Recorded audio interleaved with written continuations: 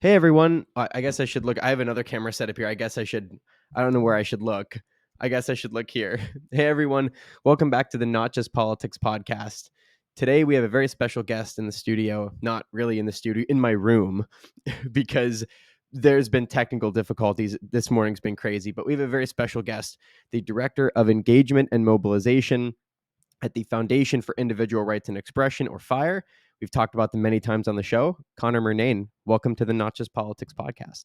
No, happy to be here in your bedroom, apparently. Yeah, no, I mean, it's been crazy. I've been running around nonstop. The studio we usually record in was locked, and then the other studio that we have access to was being used. So it's been a little bit crazy. But I want to get Well, if started you with didn't say anything, I would have never known. no one would ever have known. That's the thing, though. That's the thing with sometimes with production stuff like this is there's just always something going wrong.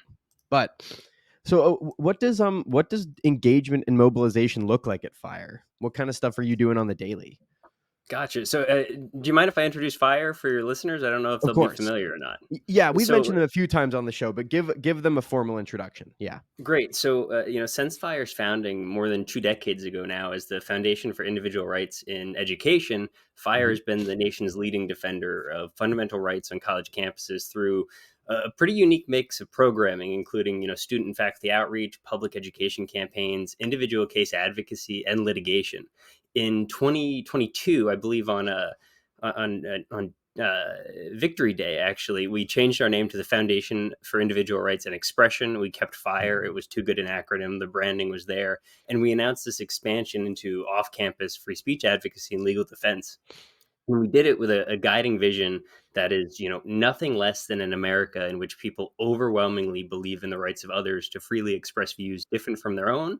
And they expect and want their laws, institutions, and society to embody that belief. So to get to your actual question, I'm not a lawyer. I've worked really hard in my career not to be one. I was Mhm. pre-law for a single semester. I took con law, loved it. Then I took business law next semester, only class I ever dropped. So while Mhm. FIRE has, our campus rights advocacy team who defends students and faculty when their free speech, academic freedom rights are violated, we have a top tier litigation team who are in, every circuit court, pushing to the Supreme Court, doing a wide variety of free speech cases off campus. We support their efforts. I've heard folks mention us as kind of FIRE's professional rabble rousers. If we're getting nowhere with the letter and legal threats on a college campus, Mhm. what contacts can we drum up? How can we empower the folks on the ground there to fight for their own rights? Back to the whole not a lawyer thing, Judge Learned Hand once put it: if liberty dies in the hearts and minds of men and women, no constitution, no law, no courtroom can save it. And Yep. I think our department embodies that belief. How can we make it so, regardless of your situation, your neighbor is willing to defend your rights? Because that's how we win. That's how we get to that free speech culture we want in the United States. Yeah, that's a really important thing, and I have talked about that a few times on the show as well. That like there are norms and unwritten rules that are not in the Constitution. You won't find them written anywhere in any document Hmm. that has anything to do with the founding of or the governing of this country. Yet at the same time, if those norms and those unwritten rules fall to the wayside, if people forget them or if people are no longer willing to fight for them, then the country loses a little bit of its strength or a lot of its Hmm. strength. Yeah, Um, and that free speech mhm, culture goes, predates any First Amendment precedent. Our court system wasn't very First Amendment friendly until the 1900s. But you can go back to Lincoln as a prairie lawyer still in 1858, giving a mhm, speech on inventions and innovations, and his thesis ended up being that the written word into the printing press was the greatest invention of mankind because it made mhm, knowledge, it made ideas capable of spreading to the masses cheaper and easier than ever before. And he actually uses language you'll see later in his presidency that the written word in the printing press emancipated the mind from the shackles of slavery, where people viewed themselves as lesser just because they didn't have access. And you can mhm, follow that through line. Decades. 2 years later, you had Frederick Douglass plea for free speech in Boston after an abolitionist event was violently prevented from happening. He said, liberty is meaningless if the right to utter your thoughts and opinions is, prevented. And then it strikes twice because you're preventing the listeners from listening in. And if you don't mhm. mind my history lesson a little longer, I talk to students all the time and I try to connect these dots. Jump another 100 years, Bobby Kennedy goes to apartheid South Africa and talks about, free speech, that liberty being the thing that separated the United States from the Nazis, that separated Athens from Persia, that separated the United States in 1966 from communism today. And in one of Martin Luther King Jr.'s last speeches, he again draws that line. In the United States, these injunctions are unacceptable. If he lived in Russia or China, he would understand, because they don't have a commitment, a commitment baked into the founding of the country that provided all citizens those rights. So he called on, leaders entrusted by the public to remember the principle that was there before the law was ever even established. Mm. Yeah, and so what is, and so again, just for my listeners that might not know, um, what really is, because freedom of speech is something it's a term that's been politicized. It gets thrown around Mm-hmm. a lot. People use it to uh people use it to justify certain things, and other people say, oh well, that's not covered and this is covered. And so really, what is freedom of speech, and why is it the First Amendment? Why isn't it the second? Why isn't it the third? So I'm going to give you three answers, and I swear it's not a cop Mm-hmm. out. So you have legal free speech, right? Mm-hmm. The freedom to speak unabridged by government law. That's First Amendment precedent. We have boundaries on it. Harassment, true threats, incitement, limits on what you can say. There's also, something I'll talk about: free speech decency. I could go home today and tell my fiance she looks ugly in whatever she's wearing, but I respect her as an individual, and I don't want to sleep on the couch. So I'm not going to do that. And then you have a free speech culture, which it gets a lot messier, Mm-hmm. we see it all the time on social media. A company like Twitter, or I guess X now, they're a private Mm-hmm. company. They can decide what goes on their platform. But if they want to pretend to be a public square, should they be, banning and censoring topics? Probably not, but they can. And that's a Mm-hmm. that's a much tougher line to walk. And it's why I like to focus on that cultural side. So at the end of the day, free speech is the right to speak your ideas, engage in the marketplace of ideas, meeting an opinion with your own and coming to a better answer. But that definition definitely changes based on the arena you're in, I would say. Mm-hmm. And this is maybe a little bit of a different pivot. There's another conversation now that's happening a lot in our politics, and that is there's a lot of people that have branded their campaigns, they've branded their platforms around truth, around we are the truth, or we're fighting for truth. Oh, what do you think that truth is? I don't think I'm the arbiter of truth. I think Well, speech is sure. a tool to get there.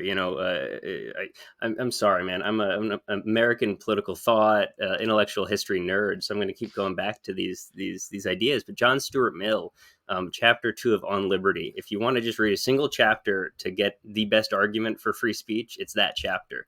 And he walks through three arguments in favor of speech, and it's all about getting to the truth. He says, one, you're 90%, you're 75% right.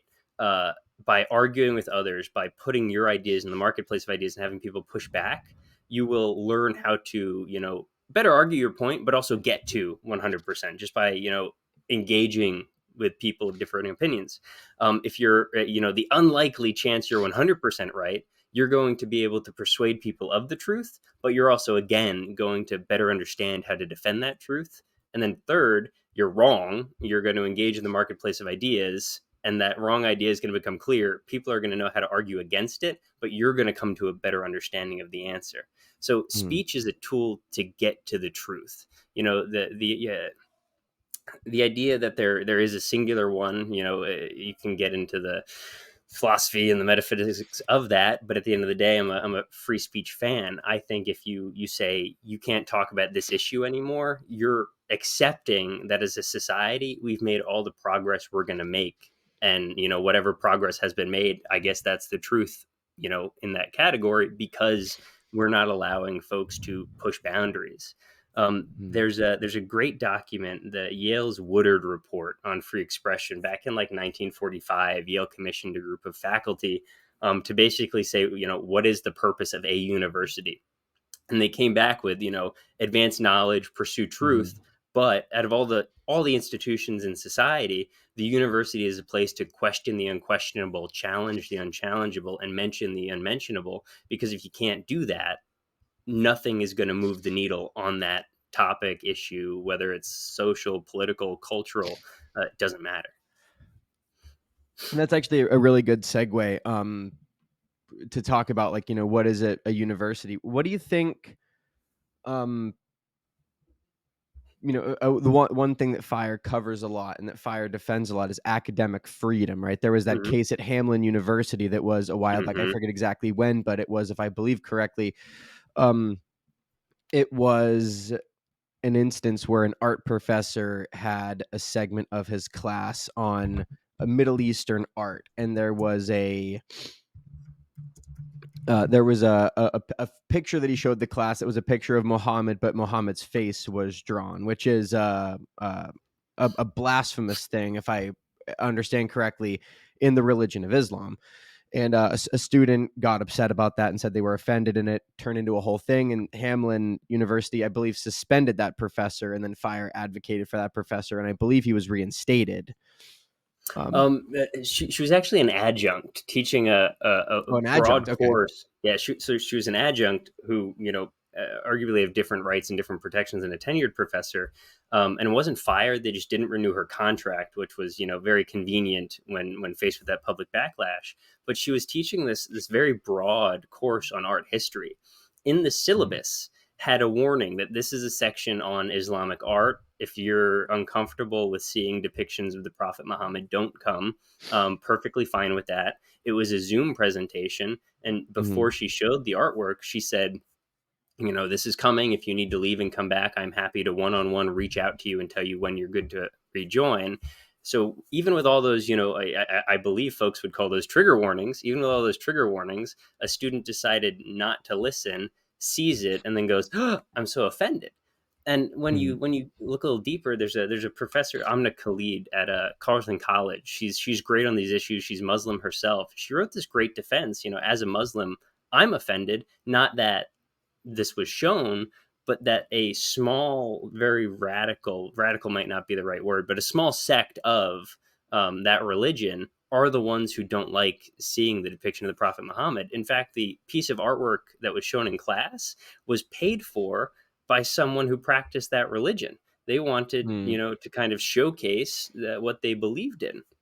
So this was a tough one because it was relevant to the course. All the necessary warnings were there, but then you have backlash after the fact. And to get to your core, what is academic freedom? Academic freedom at its base, it gives faculty the right to teach, research, and speak about matters of public concern without being punished. Even if their views, findings, methods are controversial, you cannot have a college or university if educators are not free to speak their minds, ask tough questions, facilitate learning without, threat of institutional censorship. So now, if I was a professor at Hamlin, especially, an adjunct professor, which is overwhelmingly becoming the majority of professors, I suddenly feel like I have to tiptoe in what I present students. So not only is my, teaching being limited, but the education I can offer these students is also being limited. Mhm. You're kneecapping learning by, well, A, catering to, a small subset of students on campus, but B, by, having your rights trampled here. And where do you think that, when you look at those attacks on academic freedom, is this something that's coming from the left and the right? Is this something that all parties are sort of guilty of doing? That is a fascinating question, and since 2022, I think my answer's changed with Fire's expansion. So Mhm. we've been pretty public about this and joked about it for a long time. Fire had what we'll call a marriage of convenience with conservatives on college campus. Mhm. Free speech has been and always will be a tool of the minority. The minute you have Mhm. 51%, you have the votes, you have the manpower, you have the muscle. You don't need, the marketplace of ideas. You don't need speech. And for a Mhm. long time, conservatives have been the minority on college campuses. Now, that doesn't mean they're, 100% guilt free here, but a lot of the issues of censorship, a lot of deplatforming attempts, trying to get speakers disinvited, have come from the left on campus. Since our Mhm. expansion off of campus, we've actually run into more issues on the right trying to censor. Mhm. One I always like to point to early on in Franklin, Tennessee, there was a LGBTQ pride parade that was going to happen. It had happened before. Suddenly, this one was denied, and within weeks, the town council comes out with a policy that gives the town council sole authority to decide what is decent and acceptable for a community event. And Mhm. then the pride, event was told, sorry, it can't happen, not decent. And we're seeing those all over the place. I think one of a bigger one you may have seen in the news that Fire's been involved in down at Texas A&M. Spectrum Pride, I think, is the student group. They had done these charity drag shows for people 18 and up, no real nudity, Mhm. nothing like that for years. And suddenly, the president of a public university uses religious reasoning as well as misogynistic reasoning to squash a drag show, which Mhm. by court definitions is expressive activity. So those are popping up more and more off campus. But I think to answer your question, historically on campus, it's coming from the left, but there are instances Mhm. across the board Yeah, of right and left leaning. yeah, it definitely does seem like it's something that, uh, it seemed like it was coming kind of exclusively, I don't wanna say exclusively from the left, but it seemed like for a long time the left sorta had that, they had a monopoly on, like, the outrage culture and the cancel culture stuff, but now it kinda seems like the right seems to be perfectly willing to engage in it Hmm. if it fits, if it fits sort of the narrative that they're trying to push. I think Um that's also part of it, the narrative, right? The outrage culture coming from the left, the cancel culture coming from the left, but organizations, Fire defends Turning Point USA on campuses all the time. I'm not a betting man, but if I were, I think it's a safe bet to say we've defended Turning Point USA students more than any other student group or Mhm. group across the board. But even Turning Point USA isn't free of this. They have a professor watch list. When most colleges went on Zoom learning, they were trying to incentivize students to record professors saying not even just uncouth things, just political statements, attempts to indoctrinate. I used air quotes for your listeners Yeah.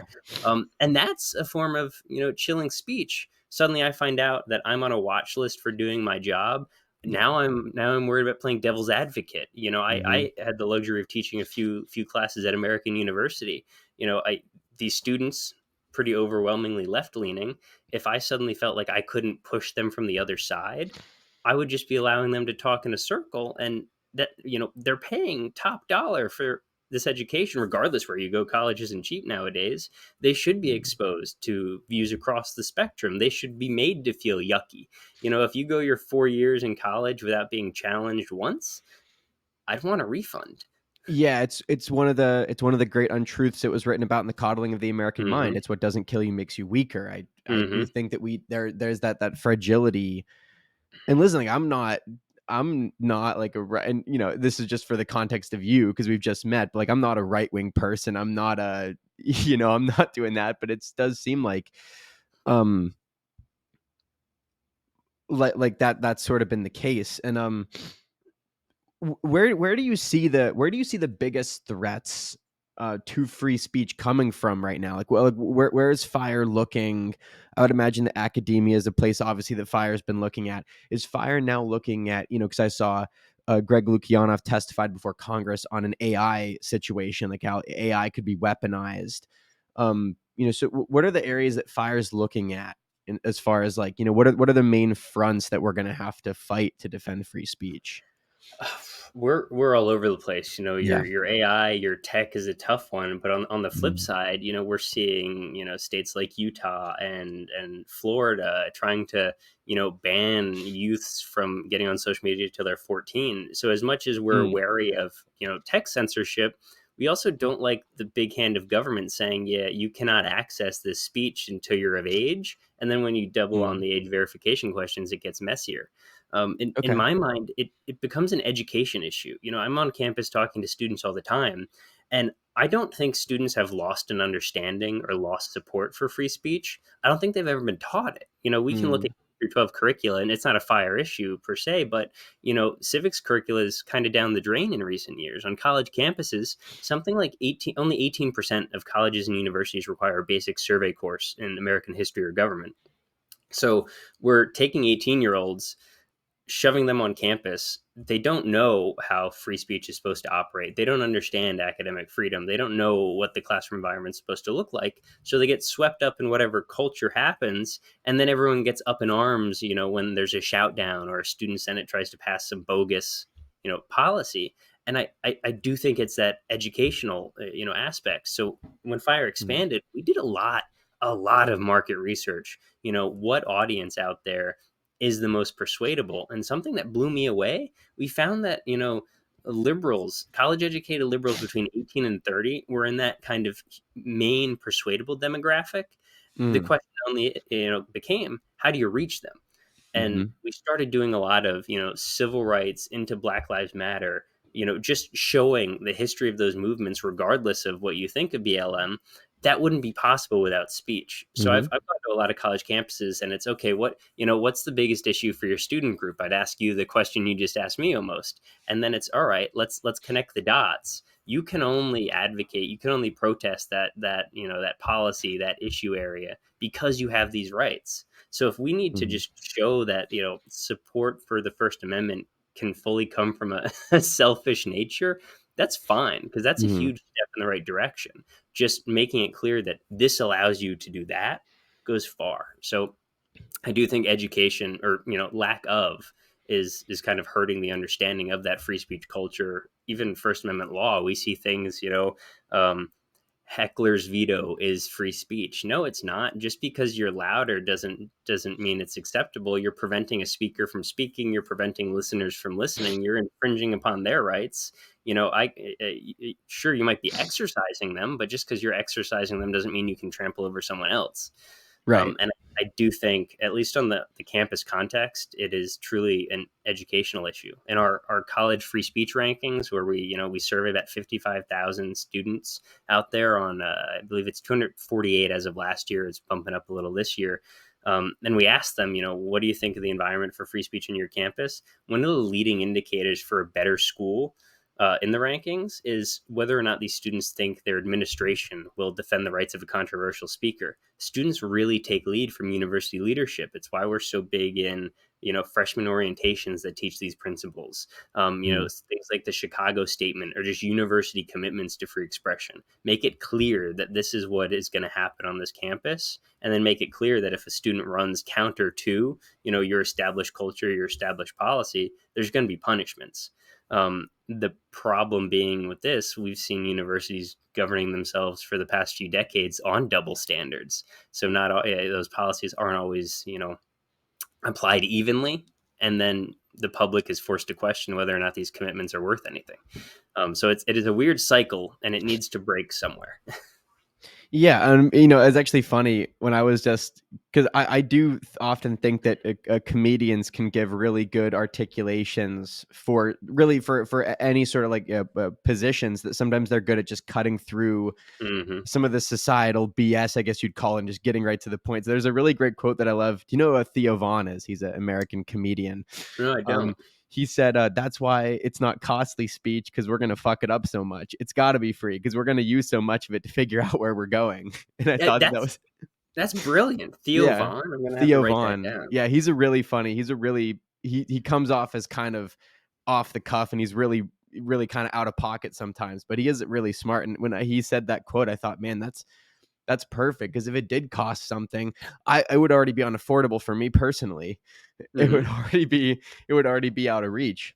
But that's what students think it is. We Mhm. see all the time in the college free speech ranking survey I just mentioned. Students aren't afraid of administrative punishment as much as they're afraid of losing social standing. Yeah. We see all the time more students afraid of speaking up in class because they don't want one of their peers to misunderstand or misrepresent something they say or do, and that's a Mhm. problem. If you can't ask a question, if you can't answer a question, if you can't raise a topic in a classroom, what are you doing there? How are you then going to, go Mhm. into a workplace or a boardroom? I'm still relatively new in my career, all things considered. But if I wasn't willing to, question the status quo or push some boundaries to get the job done, I wouldn't be where I am today. So I am concerned about students entering the workforce. And so this is something I've been thinking about recently. Is that do you think that, because what it seems like right now, and I could be wrong with this, is just kind of what I've observed. It does seem like the political left, or some sort of mentality that is politically left of center, does currently occupy the dominant culture in this country. The left seems to have some sort of grip on academia, tech, entertainment. Certainly has, like, mostly, I think, for the majority of the time, sort of always kind of leaned left or pushed that boundary. Um, do you think that one of the reasons why, and you may have actually briefly touched on this, like, if you own the majority, you don't need the marketplace of ideas anymore. You don't need free speech if you kind of own the seat.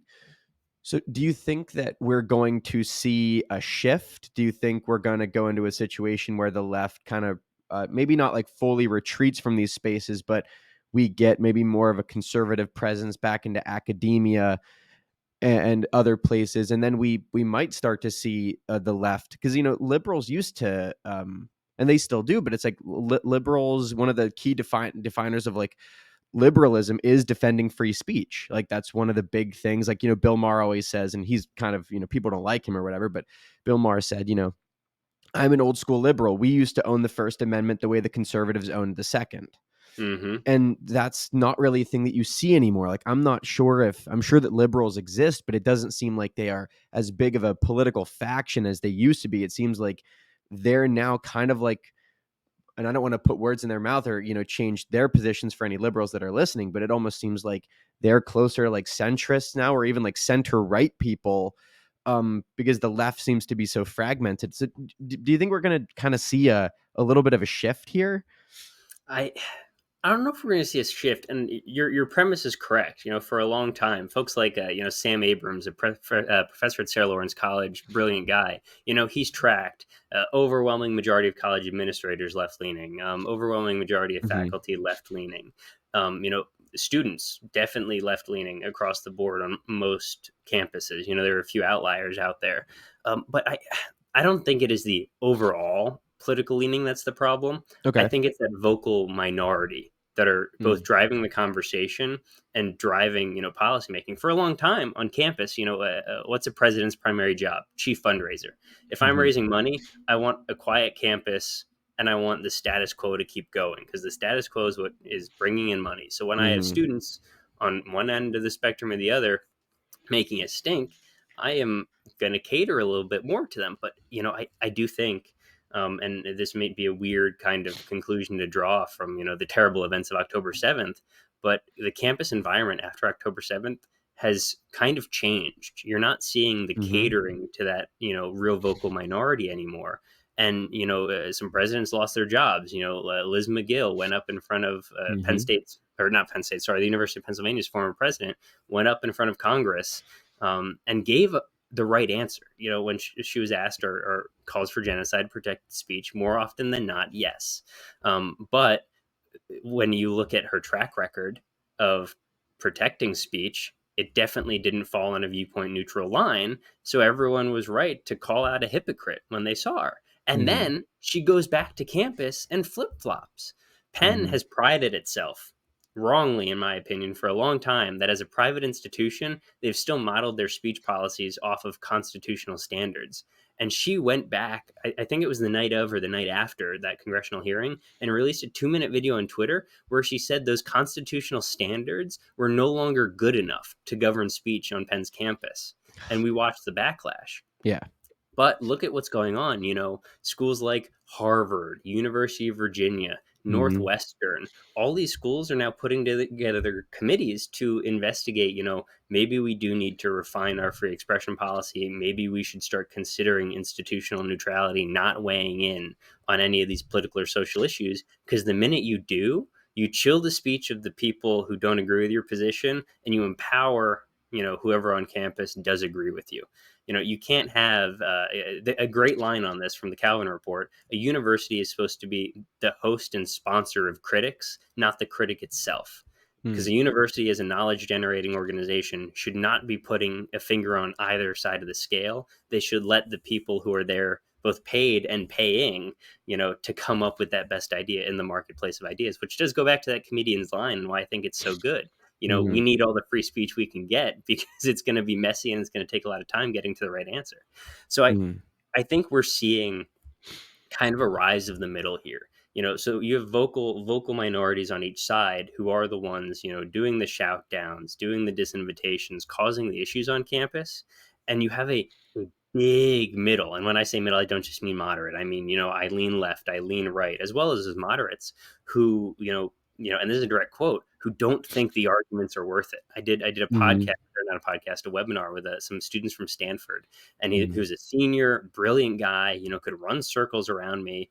Did I say Stanford? I meant Cornell. My apologies. Oh, And he Carnal. said, Okay. sometimes I don't, bring up an idea or I don't ask a question because the argument isn't worth it. Because he just knows he's going to get yelled at. It's not going to go anywhere. How many students like that are out there? How can we raise, your voice up? How can a university show that debate and discourse isn't an attack on the person? It's, questioning an idea to get to a better answer. And Mhm. that is the university's purpose, right? It is to teach how to critically think, how to engage with ideas, to come to, to go back to your former question, the truth or the right answer. Mhm. That's the direction we need to go. I don't think it is a left or right issue. I think it's an empowering the majority of students on campus in what is, true, good, and valuable dialogue. And if we can, Mhm. figure out that secret sauce, you're suddenly going to have a huge batch of students who then outnumber those loud ones. Mhm. And they're going to set the precedent for the culture you see on campus. It's not going to be, the 10 loud ones who are willing to protest in their spare time. Yeah, and to be clear, the main reason sometimes why I don't speak out or raise a counter argument is not because I'm afraid that I'll get in trouble. Actually, the professors at Point Park University have been very balanced. They have been very willing to listen to like a devil's advocate position. Hmm. Sometimes I don't speak up because it's like I feel like I'm in a room full of people that sometimes I feel like it falls on deaf ears. A lot of times Yeah. I feel like it falls on deaf ears. So sometimes I'll Yeah, be like, you're it's not just not. alone. Yeah, it's You're just not definitely worth not it. alone. Yeah. And so while we're on we sort of briefly touched on this, all of this stuff that's happened with Harvard and Ivy League schools in general. Like I believe, if I remember correctly, it's that those are the worst free speech codes, and those are the worst free speech situations in the country. Is at these big Ivy League schools. Um, can how do you think, and how does fire suggest that these institutions turn things around? And you sort of did briefly touch on some of that stuff, instilling a culture of education and showing students that they can speak up about these things and they can make their voices heard. What do you think needs to be done? And you also did mention on the administrative end, sort of reevaluating free speech codes, expression, or you know approaches to free expression. Is there anything else that these institutions can be doing, or are those sort of the bulk of it right there? There's a fair bit, and the Ivies have gotten where they are because they are the Ivies, right? Mhm. It's a lot tougher to exert both public pressure, both legal pressure on a school whose endowment is as large as a school like Harvard. But you walk through a few of them, and I might repeat myself, but I want to give your listeners kind of the widest breadth of how a university can reform itself. Number one, I'd say stay true to the college's mission, right? If the Mhm. search for knowledge is at the center of higher education's purpose, you need to understand that and you need to preach it. If a controversy strikes, it's necessary for an institution to reflect on that truth seeking, knowledge generating mission and use it to ground their response. You mentioned protecting speech and policy. If you don't have written codes that are clear, concise, and understandable, you're going to have faculty members or students, chilling their speech. We see speech codes all the time, and forgive me as I pull up a note here because I It's all went right. through some of Point Park University's speech codes. So code of conduct, the code of student conduct prohibits using, quote, verbal and or written communications that is persistent, excessive, offensive, or unwanted, which causes a person to feel uncomfortable, annoyed, or harassed. So you're telling me a speech code at your institution, if you annoy me, I can claim harassment? That's not how any of this works. I did not know that. I had not Yeah. looked at that. I had not looked at that Oh, specific I'll piece, send you but that, more. So yeah, that we doesn't don't surprise me. we don't formally rate. We rate about 500 schools on just speech codes alone. Mhm. And we do it on a red, yellow, green light scale. Green being good, constitutional. Yellow being, it could be fine. The issue comes into how it's applied, right? We Mhm. see language often. A rational person may find offensive. Well, who gets to decide what a rational person is? Right. At Point Park, uh, you'd get a red light. So that would put Oh, Point Point Park in Park the gets a bottom. red? Yeah, so to put Point Park in the bottom 20% of schools we rate here, because of some pretty clear and substantial restrictions. Mhm. There's no real free speech promise. In the policy for the responsible use of computer and technology resources, it says, quote, while the university respects the individual's rights and protections under the First Amendment, it expects all users of its resources to abide by good sense, university policy, and local, state, and federal laws. So there's the tiniest bit of acknowledgement of First Amendment rights, but it's nowhere near clear enough of a commitment to hold them. And then you have a ton of the student code of conduct I mentioned, a signposting and information distribution policy that bans Yep. profanity and offensive material and then doesn't define offensive material. Mhm. Um, and the harassment policies are another questionable one. The sexual harassment policy and any other verbal, nonverbal, graphic, or physical conduct of a sexual or gender-based nature leaves it up to some big interpretation. I was on the phone with a buddy last night as I was going through these policies, and he said, so if I walked up to you on Point Park's campus and I said, hey, how's it hanging, you could accuse me of sexual harassment. And the answer is maybe, because it's not defined well enough. I So I that's I guess I have to be a little bit more watchful with what I say to people. Yeah, it's it's Um, it's tough. So protect free speech and policy, and then in practice, when you are going to get your policies in order, make sure it's crystal clear and you're not flip flopping. Past couple years, we've seen universities, take political stances on everything under the sun, right? And then October 7th comes and they don't say anything, and mhm. that's a problem in and of itself. So if you're going to have a policy where you're going to weigh in, follow it. But we think at Fire that institutional neutrality, be the host and sponsor of critics, not the critic, remain consistent. And then, a few more, other ones. Adopt institutional neutrality. That's a good one. Center free speech in hiring and admissions. Mhm. Students and faculty applicants must understand that practicing and defending scholarly values is essential to the college's mission, and you don't get those scholarly values without curiosity, dissent, devil's advocacy, thought experimentation, talking across the lines of difference, which are all essential to any liberal arts education. Mhm. I think freshman orientation is another big one. You see schools out there. Purdue has a great one. They actually make students role play through shout downs and attempts to censor, just to Really? put the burden on the students so they understand what it's like, and then they do a walkthrough of why it's bad. A school that weirdly ranks poorly for its policies, but the students really like the administration's leadership is Colgate College up in New Mhm. England. The president told me, and it felt like a slap in the face because I work at Fire. He said that the Chicago statement wasn't for them. We don't need a free expression commitment on the books. I disagree, but okay, I don't Mhm. run your university. He says, but what I do in front of every freshman class, I give an hour lecture on free speech, academic freedom, and the values we hold at Colgate. And then he puts his money where his mouth is. Every semester, or maybe it's once a year now, I haven't checked in a while, he does a sit down debate where he pulls in a policy professional with whom he disagrees on their area of expertise, and they don't have a shouting match. He doesn't even call it a debate. They just have a discussion. And it kind of shows students in practice that, you can disagree with someone vehemently on a topic very close to your person and not take personal offense.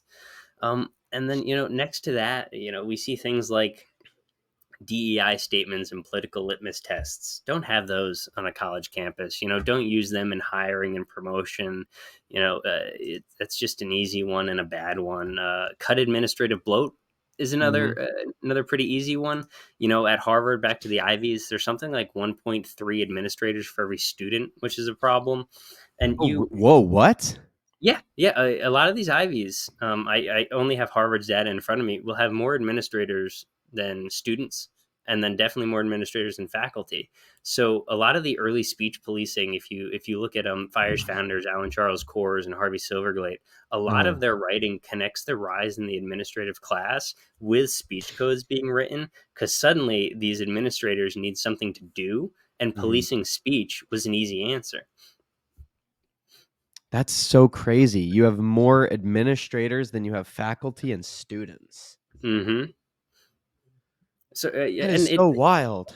yeah, it's a shame, right? And also think about the cost of education these days. How much of Yeah. that is going to administrative salaries? I'm never one to say if you fired X number of administrators, you're going to have this much extra money, but it's really effective to go take a school's tuition, figure out what they pay, and there's a great IPEDS, the interdisciplinary secondary education something database. Every university or college that accepts federal funding needs to report expenses in various category buckets, the main two being instructional and administrative. So you can go look at, how much do you spend paying, all these administrators a year. You could even break it down based on, manager, down kind of job title buckets. How much do you spend paying these, and how many full rides could you offer your student body? That's always a fun Mm. thought experiment and a question to ask. Because at a certain point, what are all these folks doing? Does every assistant vice president need their own assistant? This is a fair Mm. question. Sure. Sure. Yeah. I mean, you would imagine that. I mean, and again, like even sometimes at Point Park, and this isn't even anything against any individual person. There's a lot of really great people at Point Park, but it does seem like even for such a small university, sometimes it even does feel like that the administration is bureaucratic in some way. Like it's really hard to get in contact with certain people. And Hmm. yet I'll walk by offices on the way to go talk to a professor. I'll see dozens of offices of names of people I've never heard of.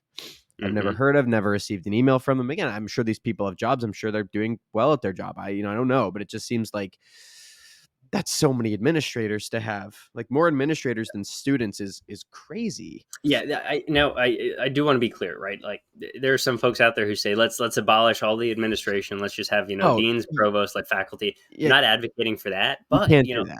yeah, at that large a number where you're outnumbering students, outnumbering faculty, that's a problem. Yeah. But there are you can put administrators to good work. To look at another school, Dartmouth, I've been so impressed with what they're doing. They have a dean or assistant dean of Res Life whose responsibility is in Res Life and student free expression, making sure Mhm. events go off without a hitch. They have I forget what it's some funny name like the DAFs or the Does, and they empower faculty, higher level students and other administrators, and they train them in how to handle potential shout downs, disruptions to events, and how to like de-escalate those situations so the event still goes on. And then any student group can just send in a request, hey, I have this event on this date. I'm worried that there's going to be some kind of protest or something like that. And it's not that they don't want to protest, they just want the event to go off.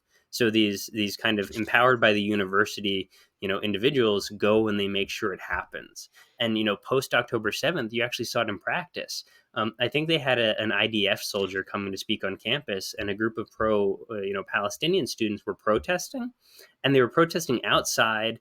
Anyone who went to the event saw they were protesting. They got their say. The event went off inside without a hitch. No violence, no shouting down. Each side got to do exactly what they want, and it's a good model to look at.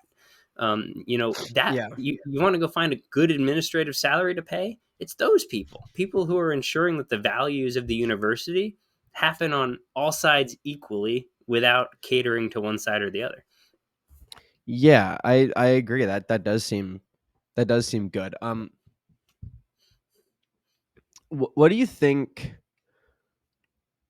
because I've seen a lot of like there's a social distrust is just kind of on the rise right now, or at least it feels like it is. I don't know, maybe it's starting to stable out in some ways. I'm not sure.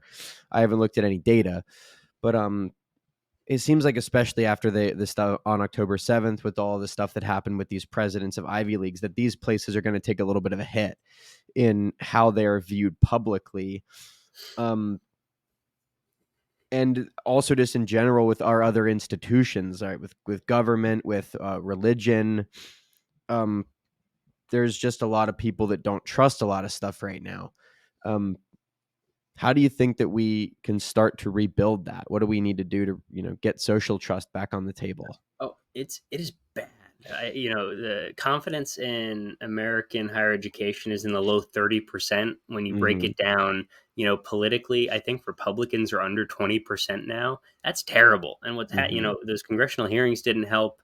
Um, and I don't see it getting better unless there's action taken. And I'm actually fairly optimistic post October 7th, not for geopolitical events, but at least for American higher education, because the Mm-hmm. public has woken up to these, the double standards, the hypocrisies that are happening on campus. Oh yeah. You see bigger donors, trustees are waking. Trustees are one of the most culpable audiences of them all. Most boards are sleepy. It's a position you fill and you're proud of, but you're just a rubber stamp. Now Mm-hmm. we're seeing trustees writing public letters, questioning the hiring, getting involved in the hiring processes for presidents and things. At Mm-hmm. There was a trustee, Mark Rowan. He just did his first ever podcast appearance on Tyler Cowen's podcast from Mercatus, Mm-hmm. and he said, "I looked at the Penn's charter, University of Pennsylvania. Our charter, we're supposed to set standards for admissions, set standards for faculty promotion, set standards for the curricular activity. And in my time on the board, we hadn't done that. How can we Mm-hmm. expect a university president to come in with none of that leadership and succeed? It's a recipe for failure."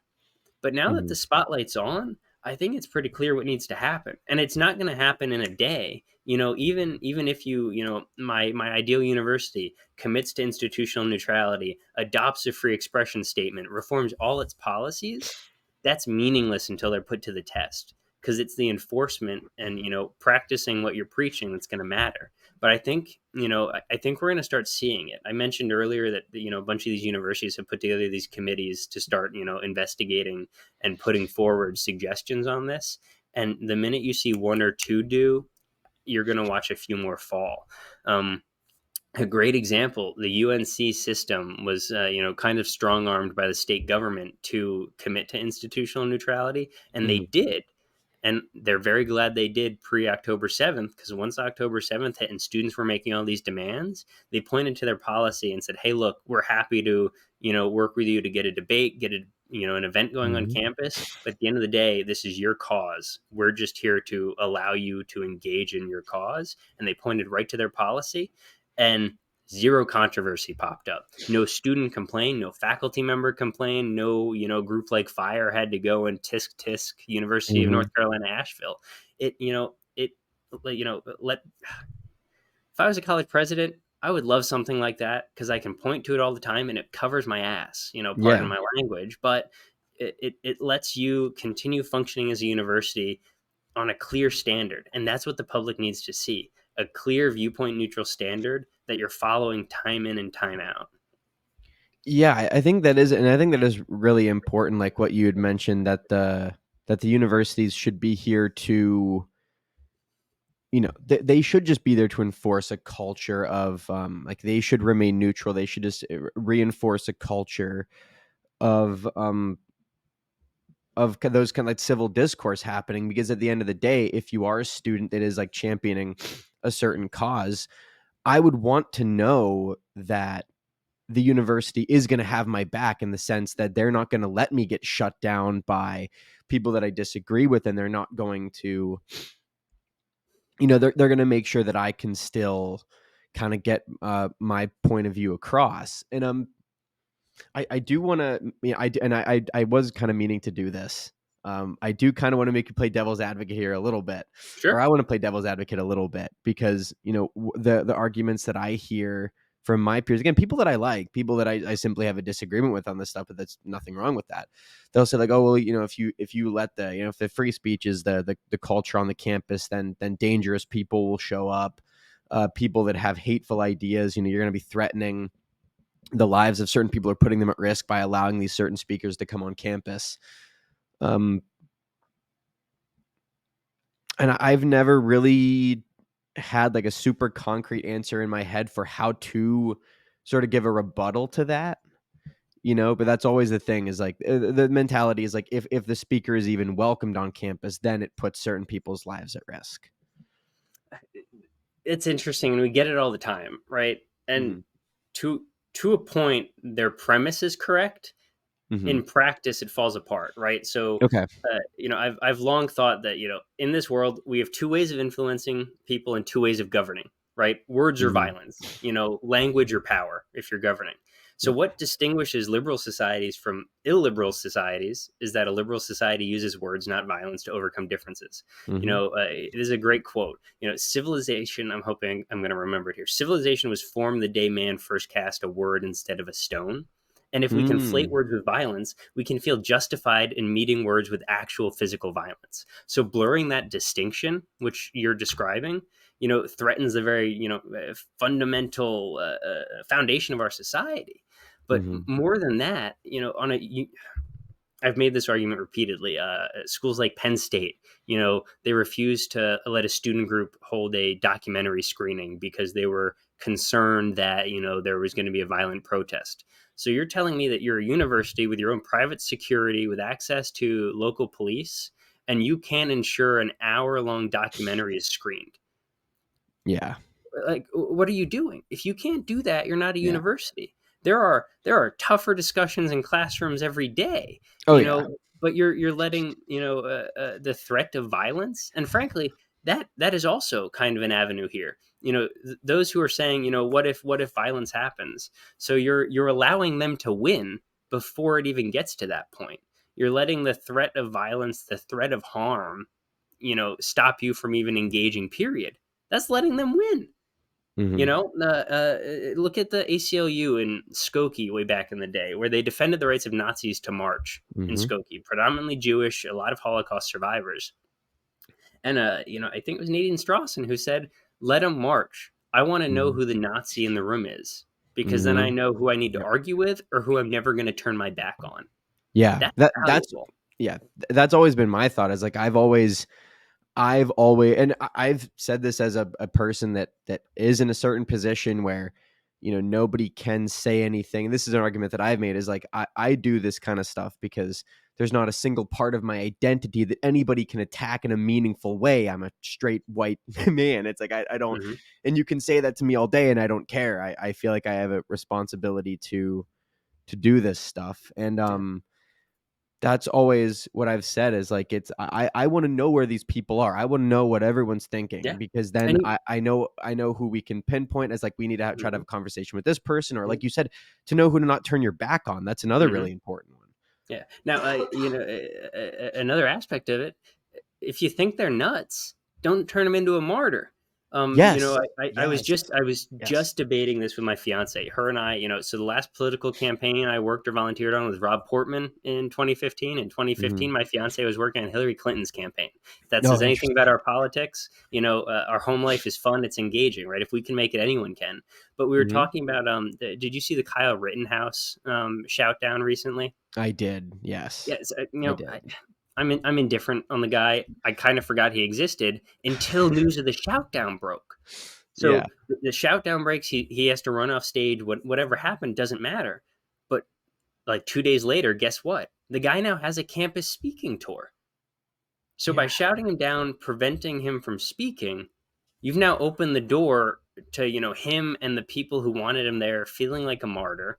And now Yep. he's going to get trotted across how many university campuses? Yeah. Censorship doesn't work that way. People want to argue that if, we could have censored the Nazis into oblivion. No. What happened with the Nazis wasn't their ideas. It was that they got away with murdering people even before, World War II kicked off. And that's a Yeah. problem. And so you want to go back to enforcing your actual policies. I think that's a good argument for enforcing the actual established law you have on your campus or in your society. Yeah, the Kyle Rittenhouse thing is like, listen, I don't think anyone should be shouted down, but also, again, as a person that has like some conservative viewpoints, I don't know. Do we have to bring Kyle Rittenhouse to campus? I don't know if he's an expert on anything.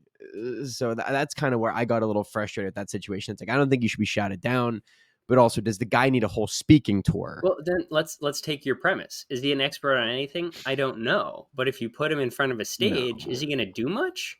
I don't know. Um. But by shouting him down, you make it a whole media display, right? Yeah. He got Ann Coulter is a great example. Ann Coulter, Mhm. after that Cornell shout down, she had more media hits in that stretch of weeks than she had the entire year prior, Yeah. right? I couldn't tell you any of Ann Coulter's views over recent years, but that catapulted her back front and center. So it Yeah. really is a question of you may not like it, but someone on campus wants to hear him speak, and they have a right to hear him speak, just like Rittenhouse has a right to speak. You let it go if you want to protest. Time, place, and manner. Make your Mhm. voice heard, but do it without infringing on any of their rights. And I would be shocked if you weren't doing it with others, because that seems like something on a college campus folks are going to want to do. It obviously, happened at whatever campus it was. The protest just turned, it went too far, and now we're where we are with that campus speaking tour. And again, I don't know the specifics. I just think it's an interesting example Yeah. of someone who might have been a one and done now turning into almost a martyr. Yeah, that was something I was just talking about last night actually, was like, if you want to get people back on your side, I think the worst thing you can do is tell them that you cannot be in our group until you change something about yourself fundamentally. I imagine this happened a lot with Christian families that had children that turned out to be a part Hmm. of the LGBTQ plus community, right? These people, Hmm. you're gone then, kicking you out of the house, and it's like, do you think that's going to make them come closer to you in any way? Like, no, they're going to go somewhere where they feel validated, and then Hmm. all of a sudden you have actually done the opposite of what you ultimately wanted to do. If you shout down a speaker and you say you can't come to the public square because you hold some opinion, it's Hmm. not going to make the person change their mind. They're going to be put in a vulnerable position where then other very opportunistic people are going to prey upon them. They're going to get sucked into a Hmm. variety of increasingly extreme communities. And then that is really when Uh-huh. violence happens. Greg Lukian, our Fire's president, put it, I think, the best way possible. If you're dealing with people who believe there's a conspiracy to shut them up, do absolutely nothing that looks anything like a conspiracy to shut them up. Yes, Right? yes. It's pretty simple. And on the flip Yeah. side of that, I think it was Ira Glasser, former ACLU Yep. director, compares that kind of those speech restrictions, that speech belief, to a poison gas. Poison gas is a great weapon until the winds blow back at you. Yep. Yeah. And it does a lot of times. It will come back on those people. That was a really funny thing. Like when the cancel culture stuff really started to kick off, and it did seem like it was coming from the left. There were instances where the left was canceling people on the left because Hmm. it becomes an increasing game of like the bar of entry just keeps getting raised forever and ever until eventually no one is pure enough to stay in the camp.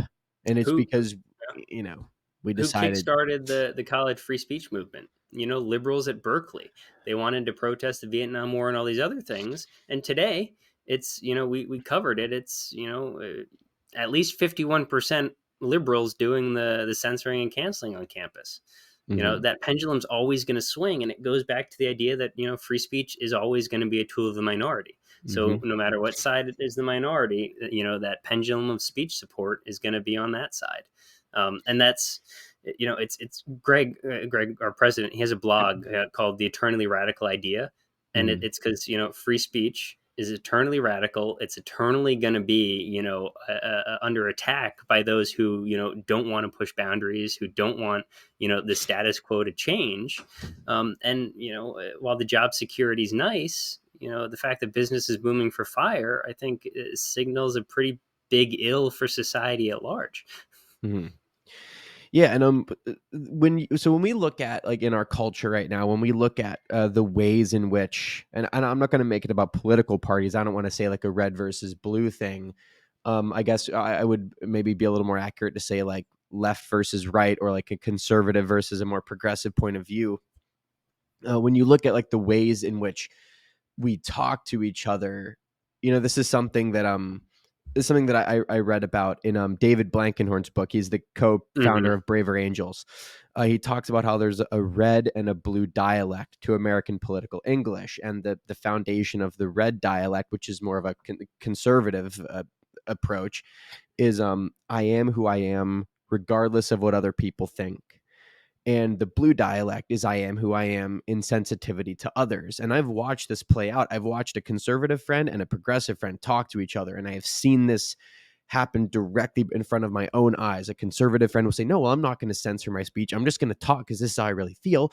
And the progressive friend goes, no, I understand that. But there's certain, you go soften certain words or sort of change the way you're saying that because it could upset somebody. And so I've watched that play out in real time.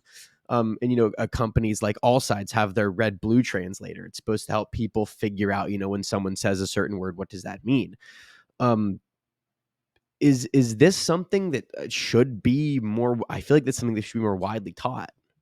I feel like this, I you know, Widely taught is tough, right? sure. I'm not sure it's healthy.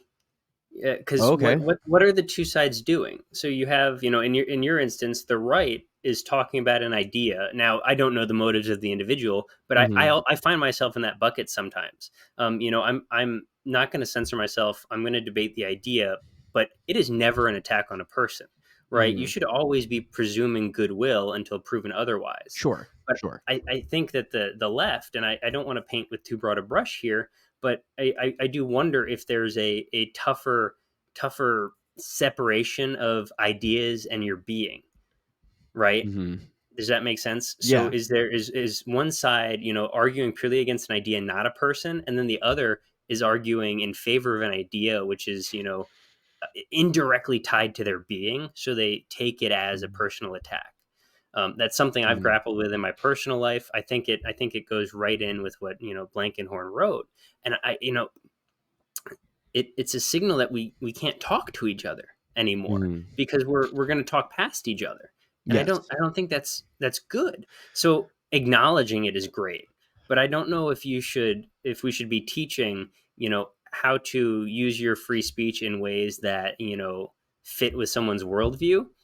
I think you can teach it Oh, from a yeah, okay, and I guess so I guess to specify when I said widely taught, I agree with you there, like, I don't think that part should be taught, but I guess, like, just a bigger acknowledgement of the fact that certain people are gonna use certain words, and this is what they mean, and you shouldn't yes, necessarily okay, always take the worst hmm, possible interpretation of, "Oh, what do you mean when you say, individual freedom," or whatever, like, some of these buzzwords, like, I feel like we should be doing a better job at especially teaching young people that are just starting to become politically active that it's not going to be a good long-term strategy to constantly take the worst interpretation of what your yes, political opponents hmm, say.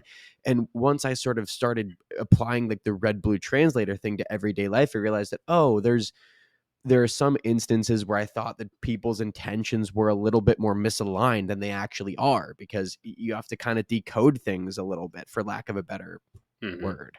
Yeah, no, I agree entirely.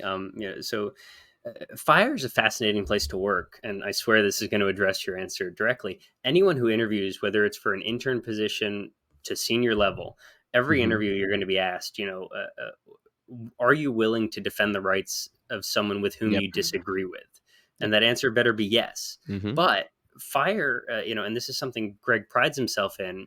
Have you heard of the O'Sullivan Law? I don't believe so. It's kind of an idea, any organization that isn't expressly liberal, especially in the nonprofit world, will inevitably drift to the right over the years. Hmm. And Greg has, for as long as he's been president of Fire, he has made it his goal to have a staff as politically diverse as possible. Hmm. For a long time we had Greg Lukianoff, public progressive, not progressive, sorry, you'd say old school liberal, an Hmm. atheist, and our executive director Rob Shibley was very Republican, very religious. They Hmm. couldn't be more different, but they valued the principles behind the First Amendment and they pushed each other. But you can't push each other without presuming goodwill. So when we expanded and we wanted to, what are Fire's internal values? That was number one. Regardless of who you're talking to, presume goodwill. Because at the end of the Mhm. day, if you believe in the marketplace of ideas, you know, both people are trying to get to the best answer. You may have Mhm. different ideas of how to get there, but it should be a shared goal. And I talk about this on campus all the time. What does a college president want? What does a faculty want? What does a student want? What does a parent want? What does an alumni want? They want that school to provide the best educational opportunities for the students as possible. And from Mhm. that shared understanding, you can discuss, should we slash our administration? How should we teach? What should our core curriculum look like? But as long as you're operating on a shared understanding that you're not trying to, attack the individual, you're trying to kind of build up to an idea. I think any kind of dialogue is going to be so much better. So I agree with you. Yeah, Mhm. teaching and understanding how different people interpret words is valuable. And to go along with that, something we've lost and Fire talks about often, some old sayings like "sticks and stones may break my bones, but words will never hurt me." Mhm. I grew up with that. I don't know if you did. Yeah, I kinda did. I've talked to some students on Yeah. college campus who'd never heard of that growing up. You Mhm. know, uh, and that worries me. So, are the cliches like that used to be ingrained in our culture being lost? And how do we get those back? Yeah, I think so for sure. I don't know if I specifically, like, grew up with that, that wasn't said to me, like, repeatedly, but that was Mhm. always a thing, like, that was always, I guess, like, a subtle thing that, like, especially when I first started to become politically conscious, my dad would constantly play devil's advocate with me. He would constantly make me think about things in a different way, and it would drive me so crazy because I was like, "Man, does he disagree with me on literally everything?" And it's like, Does he "No." believe anything? Yeah. No, I mean, there was genuinely a point where I was like, "What does my dad even believe?" Because I wasn't sure, and then I realized, like, oh, he's trying to get me to think about things in a different way, and even Hmm. though it drove me crazy in the moment, it made me a better thinker. It made me a more rounded person, and I think that does kind of go along with that. Like, the words aren't going to hurt you. Like, it might not be fun.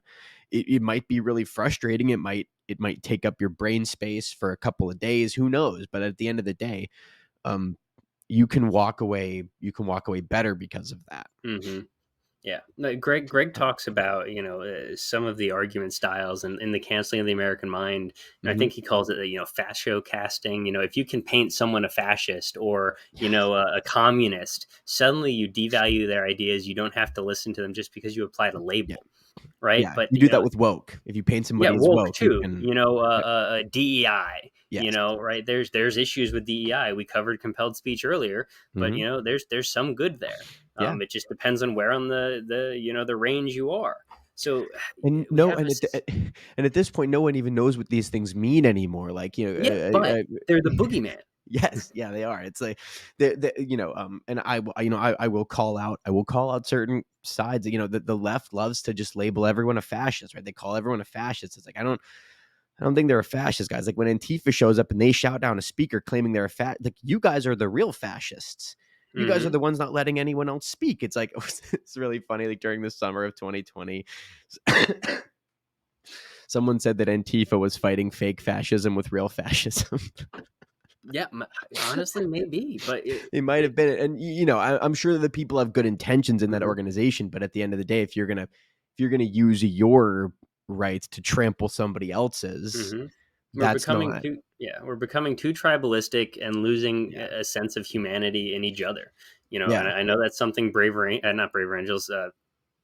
Wow, Bridge USA Hmm. gets heavily involved in. Too many acronyms, too many B's. There's a lot of um, there's a lot of organizations to keep track of. oh God, yeah, it's the So four-letter many. acronyms that kill me. I work for one of them. I worked for one of them before I came to Fire, and I'll get them Yeah. mixed up to the end of time. But we're losing a sense of shared humanity, that we're all in this together, and that we all want what's best, Hmm. for our country, for our society, for our future.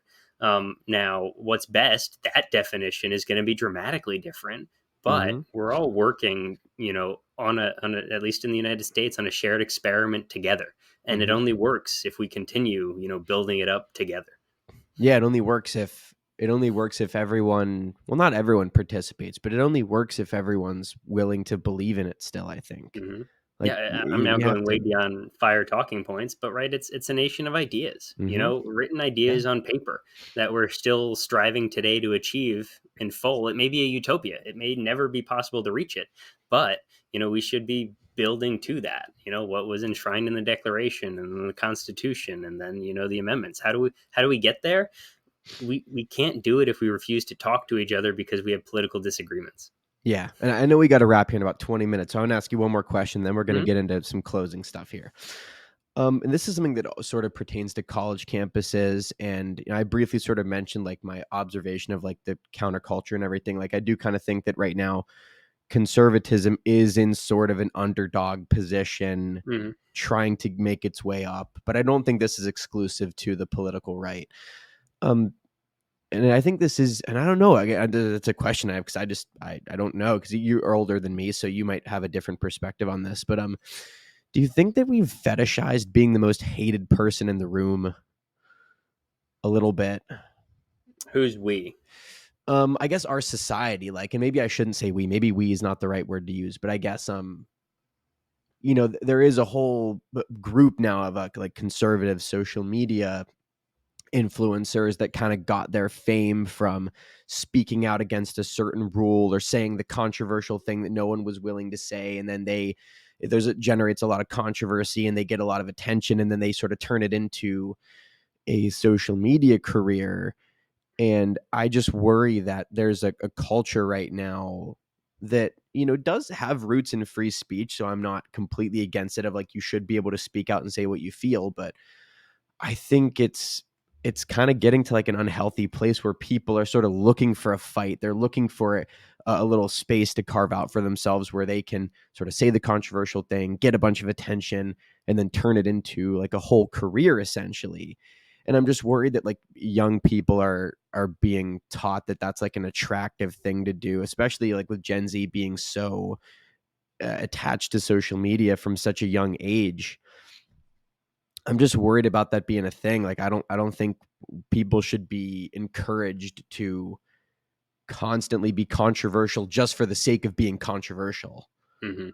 So I do want to answer this question. I'm gonna, but I Mhm. do need to express we're kind of getting a little beyond, Fire's work Sure. here. If Sure. I had to summarize Fire's work in one sentence, if speech is protected by the Constitution, we defend it. Of It course. ends Yeah. there. Oh, yeah. And I Um, guess this is maybe more of a question for Connor Murnane Yeah, now. This yeah. Oh, isn't no, a no. I'm question for I'm you. happy to answer as Connor. I just wanted, Yeah. I work with a lot of lawyers. I respect them. I want to make sure I got, that little disclaimer out there. Of course. And Of it course. is a tough one. The provocateur, becoming a profession, outrage culture, which has kind of taken over. I do think it's problematic. And you hit the social media, aspect too. You know, we've covered how we have a tough time talking to each other. Social Mhm. media, has made it so much easier to shut yourself away in a bubble where you only hear opinions you want to hear. And I think that is what those provocateurs, those outrage folks kind of feed off of. So they get their bubble, and sure, the bubble's going to grow, but they're only speaking in an echo chamber. How many of those Mhm. people actually have to face true pushback on anything that isn't a screen? It's It doesn't real easy seem to like be. much. Exactly. It's real easy to be brave on a screen. Mhm. So they have the right to do it. They can do it. For At a sure. certain point, they should do it because pointing out hypocrisies, pointing out bad things, pointing out injustices Mhm. needs to happen if we want to advance. But I think for me, it really comes back to what is that silent, and when I say silent here, I mean what is that self-censoring, the speech chilled majority, at least on a college campus, who doesn't think the argument's worth it, isn't willing to engage because there's one individual like that in the class who's going to steamroll. How can we prop them up? Because for every one outrage provocateur, there's dozens, if not hundreds, of others who are willing to engage in good faith, who want to talk about something, who are Mhm. willing to reach across the aisle. But that batch is being steamrolled. Mhm. Um, and the social media argument's an interesting one. We're seeing that pop up. We talked a little bit about the age verification stuff. Mhm. I think social media for the youth. I have a tough time saying youth. I'm 28 years old, so I'm not Yeah. I'm not Oh, much. so are you Gen Z then, I technically? am the last year of the millennial according to Okay. Pew Research. Okay, so That's you that. are I respect Pew. That's the one. right. I think it shifts. So if you look at John Haidt's new book, he identifies 1996. I'm 1995 as kind of Okay. being the turning point for Yeah, the like that's phone and social media generation. sure. So I get it. It's Hmm. tough when I have kids. I like screen time. I think Wikipedia, Google, being able to research, kind of fuel that intellectual curiosity is valuable. But Hmm. things like social media, no, that's not Uh-uh. happening for No, a while, no, no, right? no. I want them to be able to form their opinions. I want them to be Hmm. able to research, to think critically, to look at all sides of an issue. And you don't Hmm. get that on social media. You get people who are comfortable hiding behind screens, shouting talking points at each other, and that's not where dialogue happens. Yeah, you know what's really interesting is like I've done my best to have a balanced Instagram feed. I have followed people on the left, I've followed an equal number of people on the right. I have followed institutions like, FIRE, and I follow a lot of the bridge building organizations to Hmm. try to get a holistic view. And even sometimes with all of the knowledge that I have about how to sort of, and again, I don't understand the Instagram algorithm to any capacity, but I've tried to only engage with content that is like good faith, and I don't deal with any like the gotcha stuff, like man on the street stuff. Even then I still find that stuff infiltrating my feed. I still find like echo chambers trying to like still pull me in with the content that they show me. Well, so that's what the algorithm's going to promote. I used to do a fair bit of, social media marketing communications, and the one thing that was beaten into my head, you want engagement on the platform and you don't want things that link away. So what is going to Mhm. get engagement on the platform? It's those man on the street videos. It's that kind of outrage culture, the Yeah, provocateurs you were talking about, because people flock to them because they feel validated. And yeah. then you look at those comment threads, it's just repeating the Oh, same thing over and over again. And that plays well on social media platforms. I think that's the danger of social media platforms. yeah. I don't know what our viewership is like on this show in the slightest. I truly have no idea. But if there are any young people listening to the show, if there's any Gen Z people listening to the show, don't go in the Instagram comments. Don't do it. I'm that idiot that doesn't learn, and I keep going back to the Instagram comments, hoping that there will be some nuance. And Hmm. it's not a thing that the comments. And I'll try to leave the nuance, and it's even worse It, because you, then everyone dog piles on you, and they're like, yeah. "Oh, well, you don't agree with me, or you're not taking a stand, or whatever." It's just don't It, do it. Don't go on when Instagram you have comments. limit on the number of text characters you can include, and when there's no person on the other end, even though we're Yeah. talking here, I see your Yep. reactions. There's humanity in this engagement. If I Hmm. was tweeting at you, I'm comfortably behind a screen. I can mute you. I cannot read whatever you're writing. I can just spout off what I want, and I feel like a keyboard warrior, because nothing can harm me through a screen. And Hmm. it's bad, it's dangerous, it can make you, mentally depressed, Yeah, it frankly. can. It absolutely Now, can. the you want to get into how you fix it. I think it's, you know That's my true politics on my sleeve here. I don't think it's the government's job to parent our children. So how do mhm. you start, teaching those norms? Because I'm in a weird age range. I Yeah. first grade for me, I had, computer class. Hmm. I was kind of an early adopter to texting, and then smartphones came later for me. That was just my household, but I've always had access to the internet in some capacity. You know, I it would be tough for me to give it up. So I feel for parents today who are like, if I'm going to scroll, I can't tell my kid not to, then I'm the bad guy every day. That's got to be exhausting. But how Yeah. do we reestablish those norms? That is the question. Hmm. And I don't have an answer to that. I wish I did. That is going to be a tricky thing. Like I've already pretty much been decided on the fact that my kids will not be getting social media until, I mean, listen, if Jonathan Haidt says 16, I don't know more than Jonathan Haidt. I haven't looked at the data. I trust him. That's probably when I would say that you do it. Not Yeah, not at not at the age of yeah, 11, for the love of Christ. yeah. I think, trying to think. Middle school was when I got on AOL Instant Messenger. I think AIM. I think that predates you. Yeah, You've I had probably I never didn't heard have of it. any of that. MySpace came, quickly after, but I was in middle Yeah. school. I was young, dumb, impressionable. I didn't know what I Yeah. was doing. I just thought it Mhm. was cool. So I agree with you. But at the end of the day, It's like it needs to be a decision by the parents. I agreed. think government overreach, age Yeah. verification, it gets messy.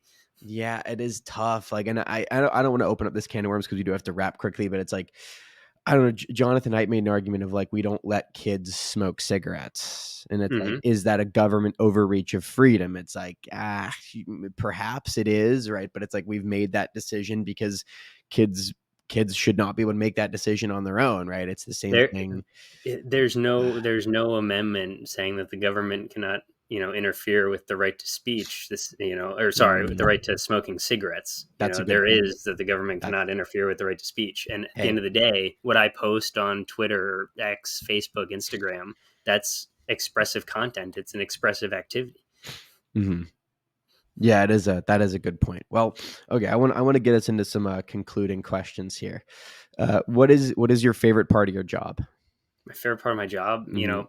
conversations like this, but even separate from the podcast, every campus, every community is so different. I like Hmm. coming to work. I don't like when there's a free speech crisis, but I like that I can find folks like you. And I've never struck out on a college campus. I've never struck out in a Mm. community. There's always one or two people out there willing to puzzle together with me a plan of action to solve that problem. And it is, Hmm. it it's really heartening, because it's Hmm. easy in this job to get pessimistic, to get sad, Yeah. to think the whole world wants to, trample over speech. But Yeah. until I find that college campus where there's, nobody willing to stand up for the little guy, I'm gonna get more and more optimistic. Hmm. Fire launched this expansion, and one of our early goals was we're going to have a 1 million-person army of followers, email subscribers willing to defend speech, and we're doing it. We're almost there. It was a Really? plan. We're about, 2 years in. We're almost Wow. there, and we're finding they're coming in across the political spectrum almost at an even Hmm. rate. Oh, wow, It's that's great. it's incredible. Mm. So yeah, it's the people I get to work with, the folks and the puzzles in defending speech, but also the fact that no matter what rock you look under, there's people willing to stand up for their own rights and the rights of their neighbor, and that's how we win Mhm. this. Um, well, so I didn't know that you were. So can I call you an older young person? Is that a thing that I'm allowed? I look, man. My ideal night is like pajamas in my lazy boy by 8:30. You can call me an old person; I'll accept it. You know what's crazy? That's my ideal. That's me. There you go. Old I am souled. Maybe not. that's the best term. Another good one. Theo Vaughn said he was like, I'm 30. He was like, I'm 38, but I'm a little bit of a a late bloomer, so maybe I'm like 33. But people say I'm an old soul, so now I'm back to 38 again. Hey, look, April's coming around the corner. It's lawn care season. It's, That's what I'm looking forward to. I'm gonna start mowing the grass again, but I'll call you an older young person, There we go. an older young gentleman. Um, what advice do you have for other young people, or for Gen Z, or even for Gen Alpha, on how to have a career and a life that they can be satisfied with and proud of, and how they can defend, if they are in the position where they want to defend free speech, any advice for them in that area as well? Two different questions. On the first half, I'm a older young person, but Yes. I have quite a few true young people working for me, and Hmm. I ask them this question all the time, and I think it takes them a while to get comfortable with it. But I ask them, "Are you having fun?" And when I ask, "Are Hmm. you having fun on the job? Are you learning? Are you advancing yourself? Are you feeling fulfilled?" It's nonprofit work. I'm sure you could go find a better paycheck somewhere, but you work at a nonprofit for the mission. Hmm. But more importantly than that, if you don't feel like you're mentally and intellectually challenging yourself, if you don't feel like you're building that resume, not just to build that resume, but in a way where you wake up and you're happy to go to work, you need to Hmm. find something else. Life is too short. Yeah. Don't just get caught up, because it's really easy to get caught up and comfortable. Keep challenging yourself, and you're always going to be happier. And then the flip side, if you want to defend free speech, look into your community first.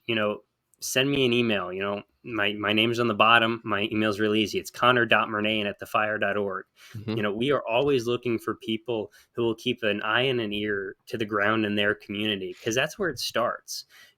Is your town council trying to push forward a decency policy? Is your school board, starting to pull books from school shelves for, questionable political reasons? Pay attention, get involved, reach out. We're happy to equip you with the tools to know what to look for, because I'm going to repeat myself and beat this dead horse. If you're not willing to defend the rights of your neighbor in your own community, we're losing, because Yeah. that's what matters. And you may have sort of briefly touched on this when you talked about your favorite part of your job, but what gives you hope for the future? I, yeah. Honestly, it's every day we're running into more people who want to get involved, who want to, Mm, save free speech. October 7th, we touched on it. It was a terrible day. It was a tragedy. What's happened since continues to be a tragedy. But mm, more people are aware. More people are looking at college campuses. I don't think it's going to be an immediate solution, right? If there was a silver mhm. bullet, fire would use it and happily work ourselves out of existence.